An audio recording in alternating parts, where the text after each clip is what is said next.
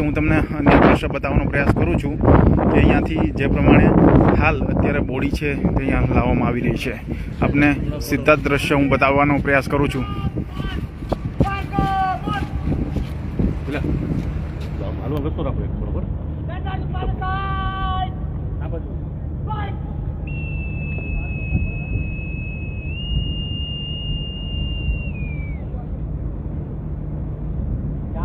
ચાર જણ ભાઈ નો આવાય તો 4 જણ આવો.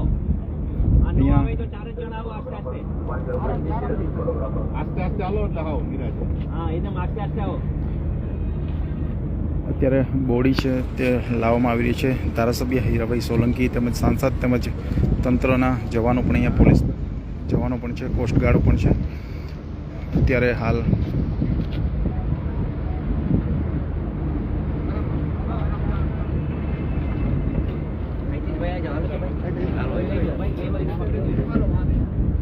જે રીતે દુઃખદ સમાચાર છે, આ બોડી છે તે લાવવામાં આવી રહી છે અને એમ્બ્યુલન્સમાં લઈ જવામાં આવશે.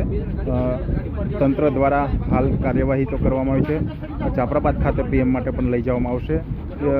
એક પ્રકારે અમરેલીના સાંસદ પણ અહીંયા ઉપસ્થિત છે, હીરાભાઈ સોલંકી પણ છે, ધારાસભ્ય હીરાભાઈ સોલંકી પણ અહીંયા છે અને આખરે જવાનો દ્વારા મૃતદેહો તો લઈને ડેડ બોડી લઈને આવ્યા છે. હવે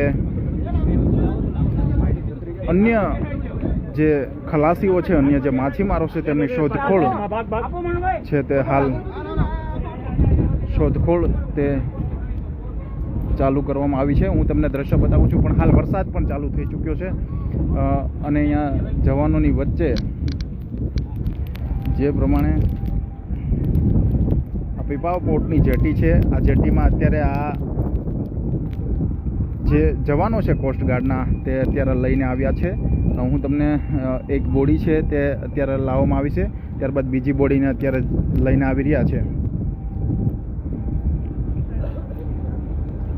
અત્યારે હાલ દુઃખદ સમાચાર ફરીવાર આપને અપડેટ આપી દઉં કે 3 જેટલી બોટો છે તે દરિયામાં જળ સમાધિ લીધી હતી અને 11 જેટલા ખલાસીઓ છે તે હાલ લાપતા હતા. એમના દ્વારા કોસ્ટગાર્ડ દ્વારા મેગા ઓપરેશન હાથ ધરવામાં આવ્યું હતું અને મેગા ઓપરેશન બાદ જવાનો દ્વારા મહેનત કરીને આખરે આ પ્રકારે જે કહી શકાય કે જવાનો દ્વારા મહેનત કરીને બોડી તો શોધી કાઢી છે, પણ હજુ 9 જેટલા જે પ્રમાણે કહી શકાય તેનું હજુ કોઈ ભાળ નથી.